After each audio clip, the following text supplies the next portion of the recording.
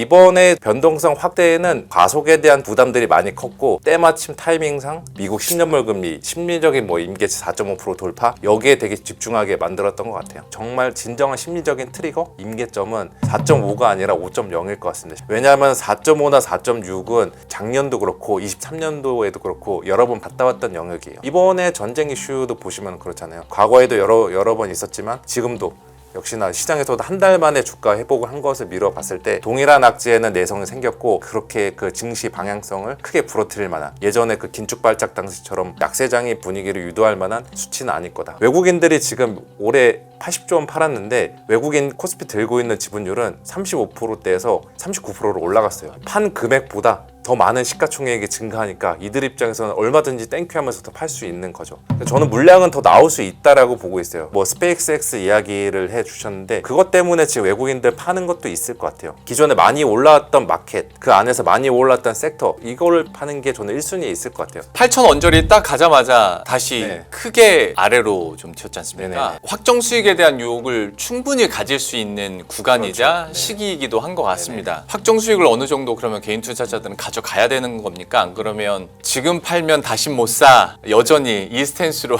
계속 가야 되는 겁니까? 이 변동성이라는 게 제가 봤을 때도 지금 쉽게 끝날 것 같지는 않아요. 그러니까 이것도 한번 잠깐 차트를 잠깐 보여드리면은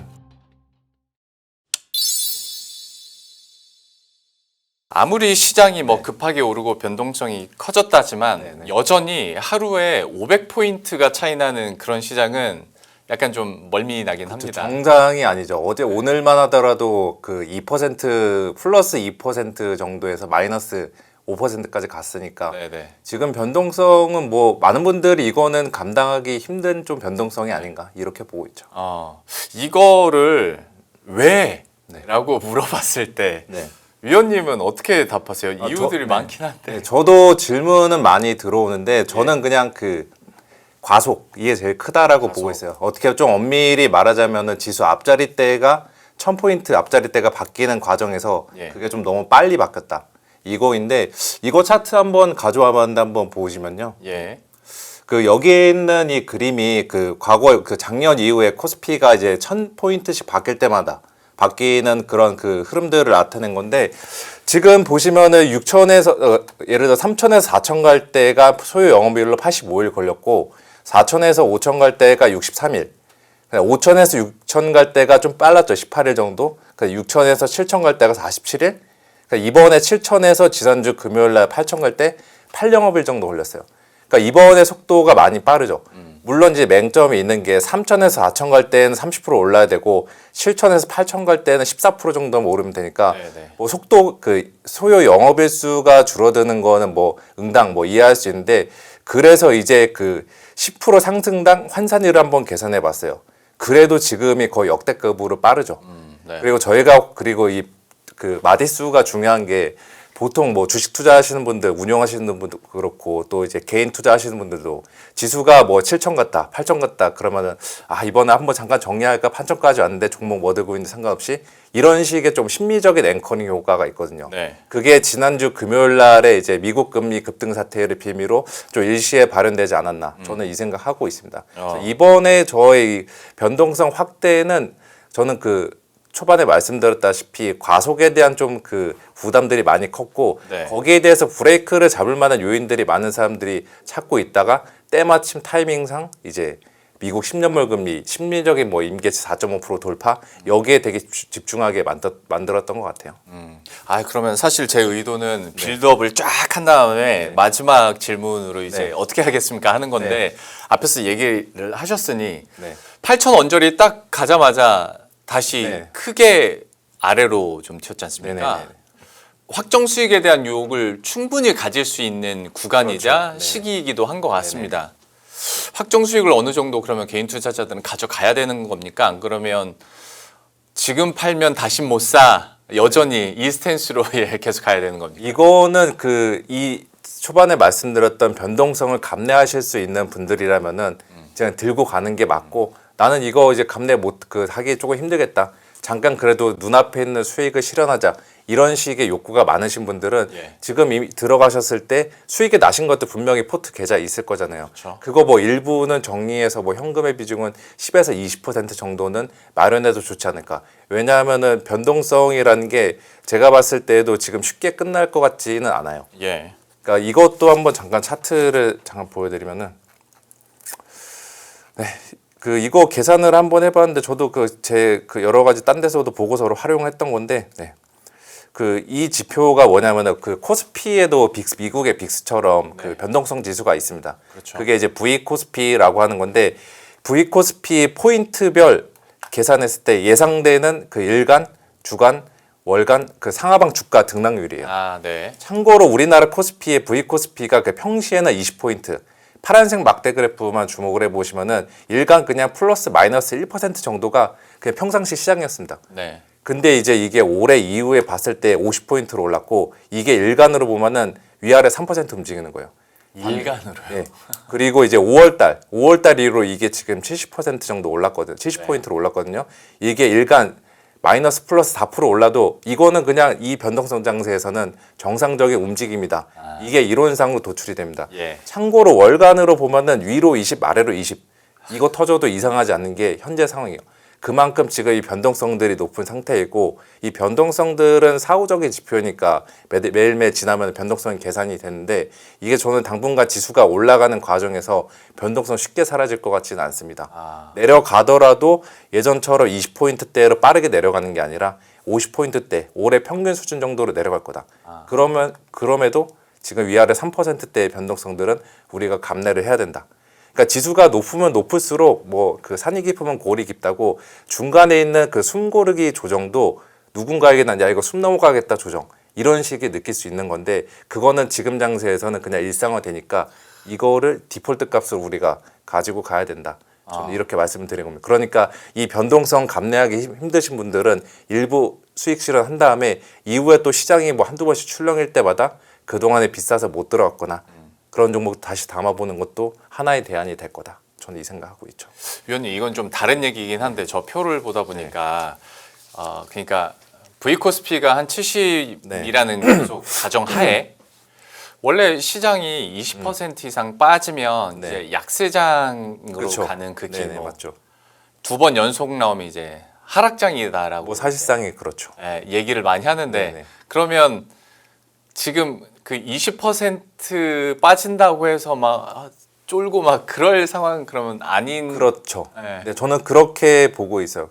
사실 생각해 보면 올해 오른 것도 지금 연초이로 거의 5월까지 주가가 70% 정도 올랐잖아요. 네. 사실 근데 올해 70%이 상태에서 끝나서 이 종가가 연말까지 가도 연말에 평가했을 때는 올해도 정말 낙관적인 장이었다라고 하는데 사람의 욕심이라는 게 계속 무한 증식하니까 네. 이 수익률에서는 다들 이제 좀 더 만족하시지 못하시는 분들이 있을 것 같아요. 네. 그래서 저는 이제 그런 분들을 위해서 이 변동성들 감내할 수 있다면은 저는 그 지금보다 계좌상으로 더 높은 평가이익, 확정 수익 이걸 얻을 수 있다. 이렇게 좀 말씀을 드릴게요. 알겠습니다. 지금의 스탠스나 전략 방향성에 대해서는 딱 명확하게 얘기를 해주셨고 그러면 그 변수들에 대해서 얘기 한번 해보도록 하겠습니다. 제가 오프닝에서도 얘기했던 것처럼 지금 실적 정도 제외하면 매크로 이슈를 봤을 때 주식 시장이 오르는 게 오히려 좀 어색한 환경들이긴 그쵸. 합니다. 네. 금리도 너무 높고 네네. 그러니까 10년물 미국 10년물도 4.5 넘었고 30년물은 5% 찍었고 네. 물가에 대한 부담감은 계속 있고 네. CPI에 대한 부담감 뭐 계속 갖고 있고 워시 되고 난 다음에 크로만 보면은 네, 진짜 뭐 이제 하락해도 이상하지 않을 네, 상황이긴 맞습니다. 한데 일단 그러면 금리는 왜 이렇게 치솟고 있는 것인가? 네.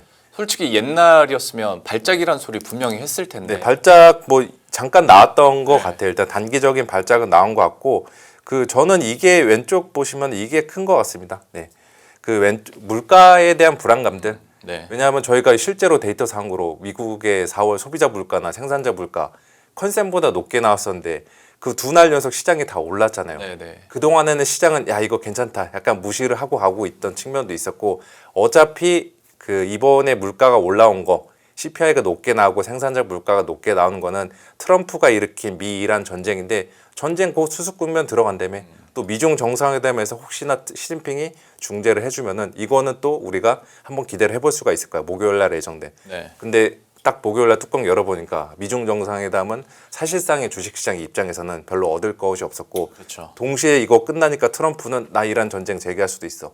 군사 옵션 검토할 거야. 이런 식의 보도가 나오니까 유가가 다시 위로 튀면서 이 물가에 대한 불안들을 자극을 한 것 같아요. 네. 그리고 아까 잠깐 말씀드렸다시피 단기적으로 너무 빨리 올라온 거에 따른 피로감도 누적돼 있는 와중에 그 많은 사람들이 이제 뉴스 플로우를 저희가 좌시할 수 없는 게 10년물 금리 4.5 딱 그 포인트 집어서 이야기 좋잖아요. 네. 이거 넘어가면 위험하다. 맞아요. 너도 나도 그 SNS나 텔레그램에 유튜브에서 듣다가 갑자기 금요일 날 이게 넘어버리니까 야 이거 위험하다. 우리 팔자.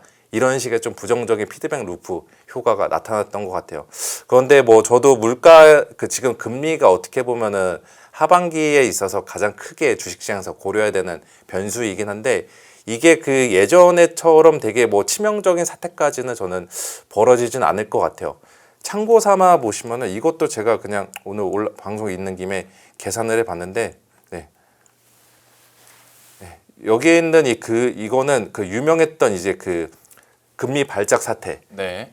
있을 때 미국 S&P랑 코스피랑 고점 대비 얼마나 빠졌는지를 한번 다 계산해 봤어요. 네. 가장 유명했던 게 2023년도 이제 5월 달에 버냉키 테이퍼 텐드럼 있었고 또 우리 지금 최근 투자자들한테는 가장 아팠던 기억이 22년도 때 러우 사태 이후로 네. 물가가 올라가면서 연준이 엄청난 속도로 금리 올렸을 때 그 이후에도 금리 발작이라고 하는 거 그 단기적으로 금리가 빨리 튀었던 사태들이 있었죠. 근데 이때 보시면은 평균적으로 그렇게 수익률이 좋지는 않았죠. 네. 다들 뭐 하방 정도는 다들 대비를 많이 해왔던 거고 저는 이런 식으로 지금 금리 발작에 대해서 많은 분들이 혹시나 이번에도 이렇게 이 사태가 비슷하게 재현되지 않을까 걱정을 하실 수도 있는데 저는 이때랑 지금이랑은 조금 다른 측면들이 있는 게 지금은 그래도 우리가 밸류에이션도 밸류에이션이지만 실적으로 계속 이겨낼 수 있는 에너지들은 남아 있다. 네. 이렇게 좀 생각을 하고 있고 또 아까 잠깐 말씀드렸다시피 미국 10년물 4.5 이거 제가 한번 그냥 그려봤는데 1차 심리적인 임계점이 4.5였죠. 네. 4.4, 4.3 있을 때는 시장에서도 뭐 크게 신경 쓰지 않다가 4.5 넘어가니까 아 이거 불편해. 그렇죠. 뭔가 주식 좀 정리해야 되겠어. 이런 식의 반응을 유도한 것 같아요. 그런데 저는 정말 진정한 심리적인 트리거 임계점은 4.5가 아니라 5.0일 것 같습니다. 10년물 기준으로. 네. 왜냐하면 4.5나 4.6은 그 작년도 그렇고 23년도에도 그렇고 여러 번 갔다 왔던 영역이에요. 이 시장은 한 번 그 맞은 악재가 그 동일한 악재를 여러 번 맞는다면은 거기에 대해서 내성이 생긴다라는 게 제가 가지고 있는 입장이거든요. 이번에 전쟁 이슈도 보시면 그렇잖아요.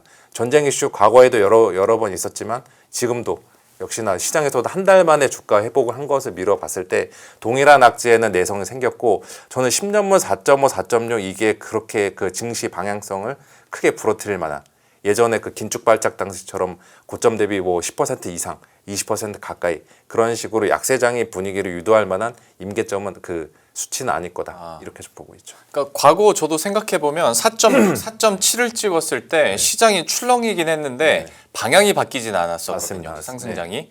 근데 5%면 이거는 저도 다시 생각을 해봐야 되죠. 그러니까 5%가 가려면은 전쟁이 지금 안 끝나서 유가가 하반기 때에도 계속 100달러 위에 있고 네. 그 과정에서 연준 입장에서도 계속 매번 FOMC 때마다 이거 물가 일시적이 아니다. 구조적이다. 이거는 좀 우리가 관리를 해야 된다. 이런 식의 톤들이 나오면은 22년도의 경로를 저희가 따라올 수 있는 거죠.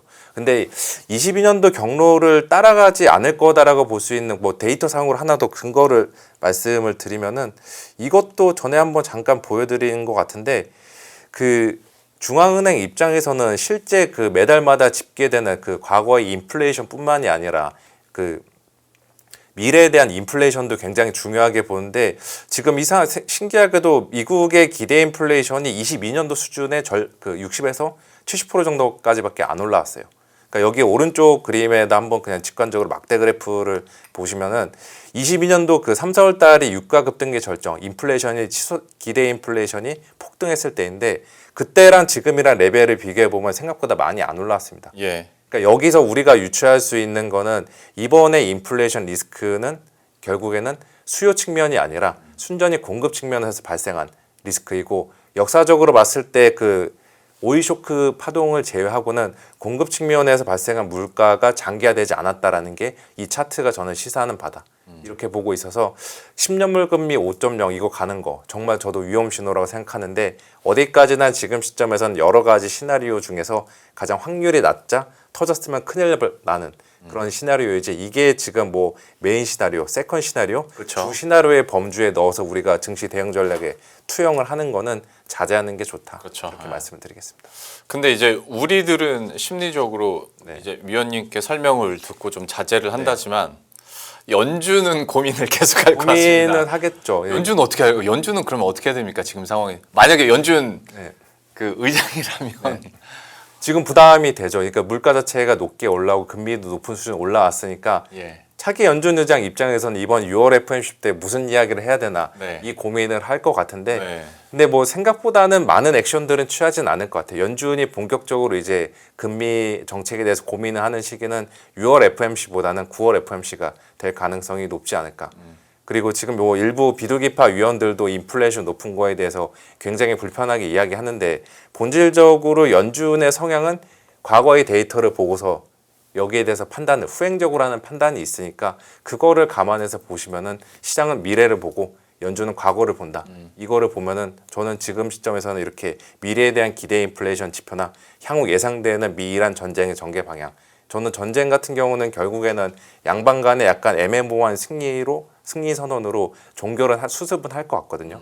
그렇게 되면은 유가가 여기서 더 올라간다라고 베팅을 하기보다는 아래쪽으로 좀 더 하방 압력을 받는 그런 시나리오로 그려보는 게 타당하지 않을까 이렇게 보고 있습니다. 개인적으로 위원님께서는 그러면 워시 체제에서의 연준은 네. 지금 얘기 대부분 나오는 건 어떤 긴축에 대한 그 네, 그렇죠. 걱정들도 많이 있고 최종 대부자로서의 역할을 안 해주면 그러면 어떡하냐 약간 이런 걱정들이거든요. 네. 워시 체제에서 연준의 스탠스나 그 후폭풍은 어떨 거라고 보세요? 그 시장이 이전보다는 FOMC 끝나고 나서 이거를 분석할 때 힘들어질 것 같아요. 이제 아마도 워시 들어가게 되면 예전보다는 뭐 다들 기자회견 자제시킬 것 같고 연준의 커뮤니케이션이 이전보다는 조금 줄어드니까 주식시장에서도 이제 뭐 매달 거의 여러 차례 있는 연준위원들 발언 제대로 들을 수 없고 그 과정에서 서로 간에 약간의 이제 다른 시나리오 그리면서 의견이 충돌하고 이런 식의 조금 혼란들은 있을 것 같다. 네. 이것도 어디까지나 초기의 시행착오일 것 같고 시간이 지나면 이 부분에 대해서도 주식시장도 적응하지 않을까. 그 주식시장도 결국에는 연준은 데이터를 보고 이야기하니까 저희는 똑같이 매달 발표되는 뭐 소비자 물가나 또 미국의 고용 이런 것들을 보고서 연준의 통화 정책에 대한 베팅 작업 계속하지 않을까 이렇게 생각하고 있습니다. 알겠습니다. 앞에서 그리고 자료에서 국채 금리에 대한 어떤 심리적인 인계점 4.5를 얘기해 주셨다면 우리 외환 시장에서 원달러 환율 그 심리적인 인계점은 한 1,500원이 되지 않을까 싶긴 합니다. 1,500원은 이미 갔다 왔는데 네. 1,500원 자체가 조금 아직까지는 심리적 임계치이긴 할 것 같아요. 예. 1,500원 갔다 온 게 요번에 최근에 봤을 때 지난번 3월달 이때가 처음이었으니까 네. 최근에 외국인들이 순매도세가 금요일 날에 가속화된 것도 네. 환율에 대한 부분들이 있었을 것 같아요. 그렇죠. 예, 그래서 다행히도 지금 달러원 환율 1,490원대 초반으로 내려온 거는 일단 다행인데 그냥 쉽게 당분간 고환율은 저희가 계속 감내를 해야 되지 않을까. 이 고환율이라는 게 뭐 1,500원대 이상을 의미하는 게 아니라 1,400원대. 네. 저희가 뭐 작년부터 올해까지 계속 평균적으로 봐왔던 이 환율이 쉽게 내려갈 것 같지는 않습니다. 왜냐하면 이전에 과거에 비해서 지금 상황을 보시면은 이전보다 안 들어가도 되는 돈이 많이 빠져나가고 있잖아요. 네. 대표적으로 뭐 서학기미 분들의 이제 해외 주식 투자도 있는데 그 클로드나 제미나이나 GPT 쓰시면은 예. 유료 결제 하시죠. 네네. 저도 합니다. 네. 우리나라 사람들 정말 많이 해요. 그게 상당하다면서요. 그거 무시 못하죠. 그 네. 금액. 그거는 진짜 2, 3년 전만 하더라도 없었던 없던 거니까. 금액인데 아. 그러한 것들 생긴 거 보면은 환율 같은 경우는 뭐 그 불가피하지만 그냥 고환율에 저희가 계속 익숙해져야 되는 그러니까 1,400원대가 뉴 노멀 환율 레벨로 보시면 될 것 같아요. 그러니까 국채금리 이거는 그야말로 심리적인 겁니다. 그러니까 1,500원이 막 5% 느낌은 아니고 4.67 그 약간 느낌인 그 정도 거잖아요. 느낌이에요. 그렇죠. 이거는 1,500원 넘어가면 불편하죠. 이게 네, 환율이. 불편한 상황 네, 정도. 맞습니다. 근데 또 환율 전망에 대해서는 제가 여쭤보는 분마다 다 전망들이 좀 달라가지고 네, 맞죠. 1,400원 초중반 얘기하시는 분들도 네. 많고. 저도 대략 1,400원 초중반. 그러니까 1,300원대 환율은 뭐 일시적으로 내려갈 수는 있겠지만 네. 그 올해 평균 환율로 봤을 때는 1,400원대 초중반이 그냥 그 일상화되는 환율 레벨이다. 이렇게 보고 있어요. 그 뭐 꼭 뭐 미래를 맞추자는 건 네. 절대 아닙니다. 근데 얘기 나온 김에 유가 있잖아요. 네. 공식 비공식적으로 유가에 대한 전망치가 좀 가파르게 올라가더라고요. 아, 유가 전망 위원님은 좀 어떻게? 뭐 제가 그 유가까지는 뭐 자세히 전망은 하지는 않지만 일단 뭐 기본적으로 당연한 이야기겠지만 전쟁 이전의 그 수준 50달러대 그 유가는 보기가 어려울 것 같고 네. 근데 뭐 90달러, 80달러, 90달러대 사이로 그냥 사이에서 그 유가의 새로운 균형점들이 생길 것 같아요. 지금처럼 100달러대 위에서 지금 유가가 계속 고착화되는 게 아니라 특히나 뭐 유가 선물 시장의 그 원화물들을 보면은 다들 70달러대 후반, 80달러대로 형성이 되어 있잖아요. 일단 고유가 이렇게 100달러 넘는 유가가 오래가지 않을 거다라는 것들이 이미 선물시장 베팅에서 저희가 확인할 수 있는 부분이고 만약에 이제 호르무즈 해협이 개방이 된다면은 저희가 그것도 생각해야 되잖아. 한 달 전에는 없었던 새로운 재료, 예. UAE의 오펙 탈퇴, 이쪽에서 물량이 내보내는 것들이 있으니까 그거 그 오펙 탈퇴한 국가들이 물량 내보내는데 이 인식만 그 주식시장에 시장에 공유가 돼도 그거는 이제 가격적인 측면에서 반영을 할 수 있는 재료니까 유가는 저는 뭐 100달러대 이상에서 계속 오래 머물러 있지는 않을 거다 이렇게 보고 있습니다. 알겠습니다. 제가 막간을 이용해서 유가 한번 여쭤봤고 그 외국인의 수급 상황에 대해서도 분석을 한번 해주세요. 그러니까 여러 갈래의 분석들도 있고 그게 어찌 보면 또 다 맞는 말들이긴 한데 그러니까 외국인 포트 내에서 한국 특히 한국 반도체에 대한 비중이 워낙 급하게 올라갔으니까 맞습니다. 네. 기계적인 매도도 있고 이제 6월 말에서 6월 12일로 더 당겨졌는데 네. 스페이스 X에 대한 상장 앞두고 총알 마련도 있겠고 그것도 그 무시 못하는 재료라고 생각하고 있어요. 또 하이닉스의 ADR도 있겠고 네. 뭐 여러 가지 있는데 그러기에는 매도가 그런데 너무 센 너무 거 아니냐 세죠. 약간 이런 얘기 하거든요. 어떻게 네. 보십니까? 그 여기 그림이랑 같이 한번 얘기를 드릴게요. 네. 지금 왼쪽에 있는 게 연간 코스피 순매도 금액인데 네. 5월까지 지금 80조 원 팔았습니다. 그러게요. 이게 금융위기 때 2006, 2007, 8년도 합친 금액보다 훨씬 많고 코로나 팬데믹 전후로 금액보다 훨씬 많죠. 아무리 시총 규모가 달라졌다 한들 네, 그렇죠. 그래도 이 금액만 보면은 외국인들은 그냥 대한민국 망해라. 이거 한번 너희 한번 제대로 당해봐라. 이런 식의 압도적인 숫자잖아요. 네. 근데 저는 그 외국인들의 매도세는 그냥 한국 증시에 대해서 펀더멘털적으로 이제 볼장 다 봤다. 반도체 슈퍼사이클 끝났으니까 이제 팔고 나가자. 그거보다는 그들도 그 차익 실현에 대한 욕구가 계속 커지고 있는 것 같다. 예. 저는 물량은 더 나올 수 있다라고 보고 있어요. 왜 그러냐면은 오른쪽 그림에서 보시는 것처럼 약간 위에를 돕기 위해서 분홍색 선만 그냥 주목해 보시면 되는데 네. 파란색 선은 외국인 코스피 순매수이고 외국인들이 지금 올해 80조 원 팔았는데 외국인 그 코스피 들고 있는 지분율은 35%대에서 39%로 올라갔어요. 네. 판 금액보다 더 많은 시가총액이 증가하니까 이들 입장에서는 얼마든지 땡큐 하면서 더 팔 수 있는 거죠. 근데 이들의 이 같은 매도세는 어떻게 운용을 하는 사람들 입장에서는 뭐 합리적인 의견 판단일 수도 있어요.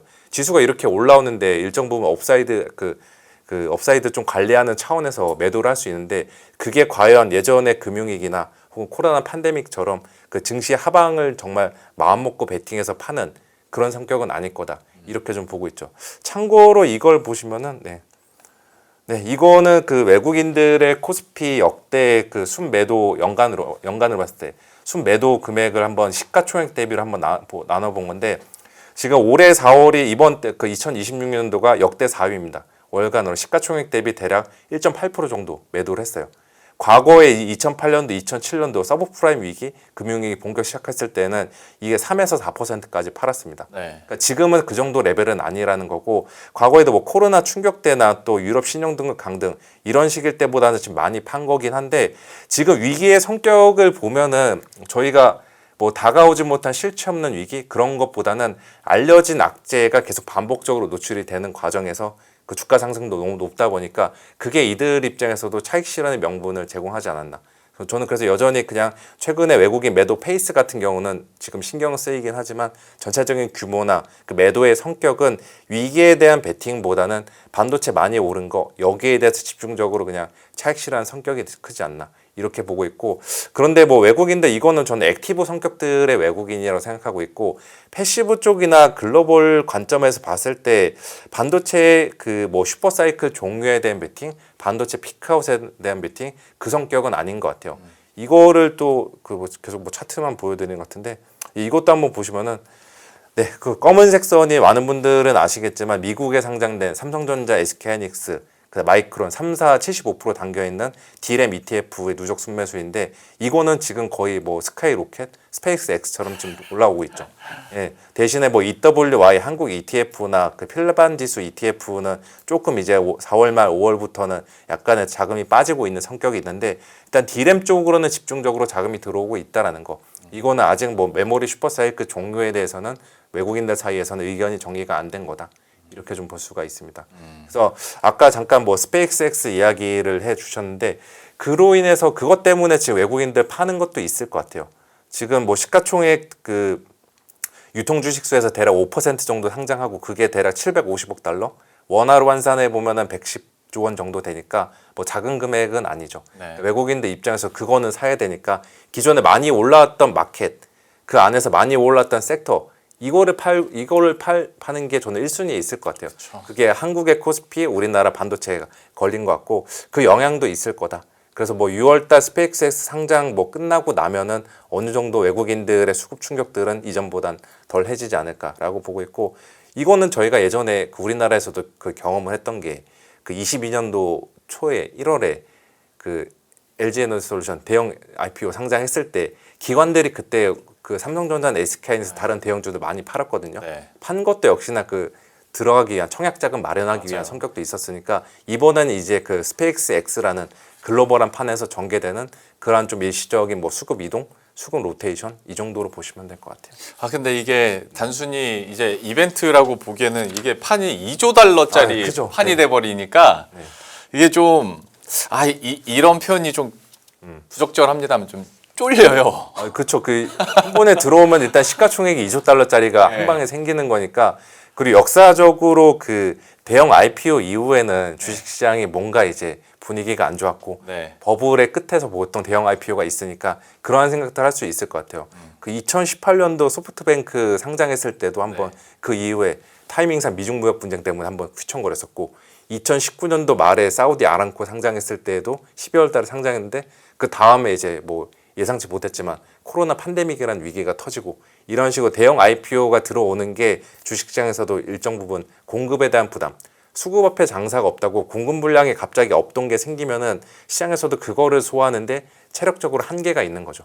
근데 저는 이번에 그 2018년도, 19년도 뭐 예전에 뭐 알리바바 2010년도 때 그때랑은 조금 이제 약간의 차별화돼서 봐야 되는 게 우리나라도 그렇고 그다음에 글로벌 전체적으로 그렇고 시가총액 자체가 그때보다는 엄청나게 증가했잖아요. 네. 코스피 같은 경우는 시가총액이 거의 뭐 2천조 원대에서 지금 7천조 원대까지 올라왔으니까 이렇게 이들 물량이 들어왔을 때, 이들 시가총액 큰 게 들어왔을 때 생각보다 우려했던 것보다는 그 충격 자체가 크진 않을 거다.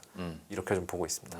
아 그랬으면 좋겠습니다. 그러니까 이렇게 어마어마한 판이 세워졌을 때 뭐 수급 블랙홀이라는 말도 물론 네, 많이 맞죠. 합니다만 사실 더 걱정인 거는 세론이 나오기 시작하면 이건 참. 네, 맞죠. 네. 그리고 그래서 저도 올해 하반기 때 그 주된 변수 중 하나가 첫 번째로는 미국의 금리. 네. 이거 뭐 5.0 가냐, 이거 10년물 기준으로 이거고, 그러니까 대형 IPO 계속 거기에 대한 좀 우려 그 이슈 같아요. 그러니까 스페이스X 상장하고 나서 아마도 빠르면은 이제 또 큰 형님들 두 명이 또 더 들어오잖아요. 네. 오픈 AI랑 엔트로피 네. 이것까지 들어오게 되면은 과연 미국 증시도 이거를 버틸 수가 있을까? 거기에 대한 생각들 하게 되는데 지금은 그래도 이 수급과 또 그 매크로에 대한 불안들 이겨낼 수 있는 이익 같은 경우는 글로벌리 지금 전개가 되고 있고 그 중에서도 한국의 이익 모멘텀이 가장 좀 압도적으로 보여주고 있으니까 예전보다는 조금 너무 우려는 하지 않는 쪽으로 저는 해석을 하고 있어요. 알겠습니다. 어떤 수급적인 분석들도 이렇게 해주셨으니까 또 여러분들 전략 짜시는데 참고하시면서 좀 전략 세우셨으면 좋겠고 섹터에 대해서도 좀 여쭤보겠습니다. 솔직히 지금은 어떤 게 최고예요라고 물어보는 건 의미 없을 것 같고 다들 반도체 이야기 네. 하시겠죠. 두 번째 2위가 뭐예요? 1위는 반도체는 담아가는 거고 네. 두 번째로 매력적인 섹터는 어디라고 보십니까? 저는 지금 그 약간 반도체에 비해서는 체급 자체가 차이가 있지만 예. 뭐 예전에도 계속 조금 말씀을 드렸던 부분이 백화점주 같아요. 그러니까 그러니까 백화점주. 백화점주. 네. 이게 그 진짜 부의 효과를 저는 무시 못한다라고 보고 있거든요. 그래서 이번에 왜 백화점들 월별 데이터 나온 거 봐도 고가 이제 럭셔리 쪽 매출들이 늘어났고 그거는 외국인들뿐만이 아니라 자국인 매출에서도 발생을 한다. 이거는 뭐 저는 많이 벌지는 못했지만 이번 장에서 돈 많이 버신 분들이 있을 거고 그분들의 뭐 상당 부분은 소비로 이어졌고 그게 백화점 쪽으로 직결되지 않았나라고 보고 있어서 저는 장은 아직까지는 뭐 여름까지는 더 갈 수 있다. 아무리 보수적으로 봐도 장이 더 간다라고 하면은 평가이익들은 더 쌓이시는 분들이 있을 거고 그게 이제 그 소비로 이어질 수 있는 부의 효과를 발현시킬 수 있는 그 지속성을 부여하기 때문에 저는 뭐 백화점주 같은 유통주들 이 주식들은 지금 뭐 오늘 좀 조정들 받긴 했는데 이러한 조정들을 뭐 이용해서 담아보는 것도 괜찮은 전략이 될 거다 이렇게 생각하고 있습니다. 잠깐 방금 전에 같이 말씀하시긴 하셨지만 앞에서 계속 이제 굳이 백화점주라고 말씀하시는 거 보니까 네. 전체 유통주까지는 아닌 것 같고 약간 좀 고가 럭셔리 쪽으로 하면 그쵸. 결국 백화점주에 대한 네, 그렇죠. 그리고 아까 그 환율이 이제 1,400원대가 뉴노멀이라고 했을 때 이 말은 이제 외국인들 입장에서는 국내 들어왔을 때 구매력을 자국에서 쓰는 것보다 더 늘릴 수 있는 그 효과를 부여하잖아요. 그것도 이제 유통주들에게 특히나 백화점주들에게는 많은 매출로 이어질 수 있지 않을까. 저는 이렇게 파악을 하고 있어요. 알겠습니다. 백화점주에 대한 또 매력도 얘기해 주셨고 죄송합니다. 하나만 더 여쭤봐도 네네. 될까요? 방산에 대해서 좀 긍정적으로 네, 저는 방산 생각하셨다고. 예, 여전히 긍정적으로 보고 있는데 요즘의 주가는 조금 별로죠. 그러니까 지금 요즘 그 고민을 하시는 게 방산이란 조선 같은 경우가 네. 사실상의 주도주로서는 작년부터 계속 시장 끌고 왔는데 네. 올해 이후부터는 주도주라고 하기에는 조금 애매하잖아요. 그렇죠. 주가도 지금 막 취약하고 그런데 저는 이게 결국에는 수급에 대한 영향력도 있었던 것 같아요. 반도체 쪽들이 너무나도 지금 세게 가다 보니까 뭐 바이오 팔아서 가는 돈들도 있을 텐데 기존에 주도주였던 방산조선에서 내려가지고 반도체로 가는 그 수급들도 있었던 것 같습니다. 더군다나 이제 전쟁으로 인해서 막 중간중간에 야 휴전된대 휴전 안 한대 이 과정에서 이들 주식들의 변동성들이 커지다 보니까 이 기존의 주도주였던 방산조선에 대해서 조금 다들 시각이 이전보다는 부정적으로 바뀐 것 같거든요. 근데 저는 그들의 투자 내러티브나 그 다음에 실적에 대한 가시성 막대한 수주 잔고 이것들은 훼손이 되지 않았다라고 보고 있죠. 그리고 전쟁이 이번에 종료가 된다고 하더라도 과연 전 세계가 평화가 찾아올까? 이번에 미중 정상회담 때 그 대만 문제 가지고서는 약간 네네. 좀 미묘한 신경전이 있었잖아요. 그러니까 이것들도 지금 글로벌리 계속해서 지정학적인 불확실성은 적어도 트럼프가 집권하고 있는 이 기간 동안에는 계속 높아질 거다. 그러면 각국에 대해서 방산에 대한 수요들은 계속 저는 늘어날 거다. 이렇게 보고 있어서 아마도 지금 뭐 고점에서 하신 분들은 지금 거의 20에서 30% 정도 빠지셨으니까 고민들은 많을 거고 이거를 지금 버리고 가야 되나 버리고 반도체로 가야 되나 이 고민들이 있으실 것 같은데 지금 시점에서는 굳이 그냥 들고 가시는 게 저는 좋지 않을까라고 보고 있습니다. 근데 제가 사실 방산 얘기를 꺼낸 이유는 이게 갖고 계신 분들은 싫어할 만한 질문이긴 한데 그러니까 방산을 갖고 있는데 실망해서 기회비용 생각해서 반도체로 네. 옮겨가는 건 너무 자연스럽고 네네. 괜찮은 전략이라고 생각을 하는데 예를 들어서 지금 방산이랑 우주항공이랑 좀 맞닿아 있는 성격들이 많은데 그렇죠. 내가 스페이스X에 대한 긍정적인 기대감들이 있고 여기에 IPO를 하고 싶어서 돈을 뺀다면 네. 비슷한 거에서 빼서 그쪽에다 옮기는 게 사람 마음이 너무 자연스러운 거 아닌가? 뭐 그렇죠. 근데 그러면, 이제 그거는 테마 관점에서 보면 그렇고 네네. 스페이스X는 지금 그 PR이 계산이 안 되고 PSR로 대략 80에서 100배 정도까지 나오는 그러니까 꿈의 주식이잖아요. 예. 꿈으로 먹는 주식. 방산 같은 경우는 수주 잔고가 있는 그렇죠. 실적 가시성이 있는 주식. 맞아요. 이거는 본인의 약간 투자 그 취사 선택일 것 같아요. 그 나는 이제 단기 테마를 추구하기 위해서 방산 빼서 일로 가겠다 하시는 분들은 그렇게도 좋은 전략인데 단기 테마 말고 나는 계속 눈앞에 보이는 어차피 주가는 실적의 함수다. 실적을 따라가기 마련이다. 이런 식으로 테마보다는 펀더멘털 플레이 하시는 분들은 그냥 굳이 그렇게 방산 팔아가지고 우주로 가는 거는 그렇게 추천드리고 싶지는 않습니다. 그러니까 이게 방산 쪽은 참 그래도 실적이 받쳐주는 산업인데도 한번 시장이 내러티브에 더 꽂히기 시작하면 그렇죠. 그리고 모든 시장의 돈들이 지금 그 뭐 상투적인 표현이지만 삼성전자, SK 하이닉스 반도체로 다들 흡성대법 나오고 있으니까 네. 지금 그 장세가 당분간 뭐 이어질 수 있어서 지금 이렇게 수급상으로는 별로 좋지는 않지만 그래도 그들의 투자 포인트 본질들은 훼손이 되지 않았다. 여기에 주목을 해보시면 좋을 것 같아요.